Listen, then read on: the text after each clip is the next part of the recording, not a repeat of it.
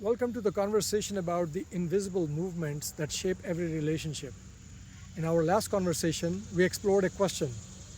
Are we relating to a living person or to the image we have created in our minds? Today, let's explore another invisible movement that quietly shapes our relationships, the movement of memory.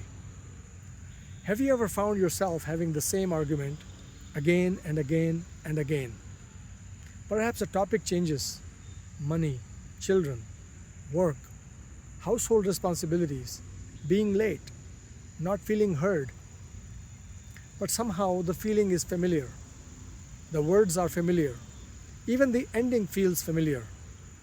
Have you ever wondered why?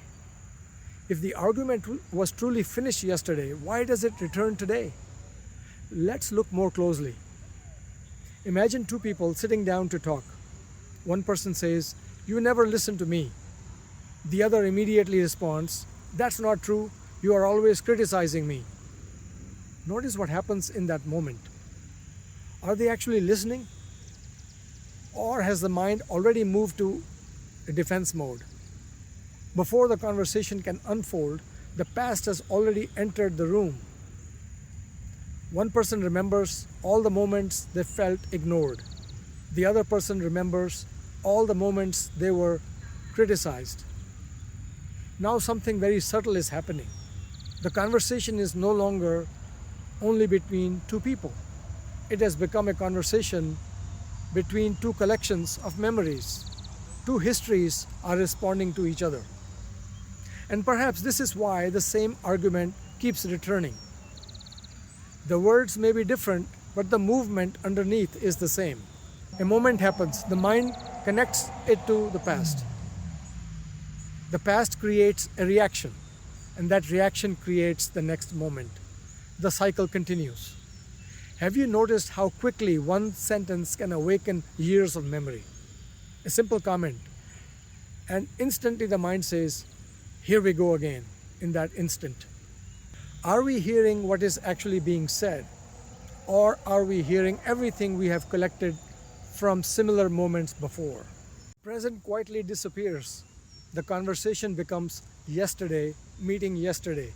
And because the past cannot change, the argument keeps repeating itself. Perhaps the question is not how do we win this argument or even who's right. Perhaps the deeper question is, can two people truly meet when each person arrives carrying the weight of the past? What would happen if we simply notice the invisible movement as it happens? The movement of memory, the movement of comparison, the movement of old conclusions entering a new moment. Not trying to suppress it, not judging it, simply seeing it. Because when we begin to see the movement clearly, something different becomes possible. Not because we have learned another technique, not because we have found the perfect words, but because we are no longer allowing the past to completely occupy the present. This isn't a conclusion, it's an invitation. The next time you find yourself in a familiar argument, pause for a moment and ask, am I listening to this person or am I listening to everything that has happened before? Perhaps the answer to that question is more important than the argument itself.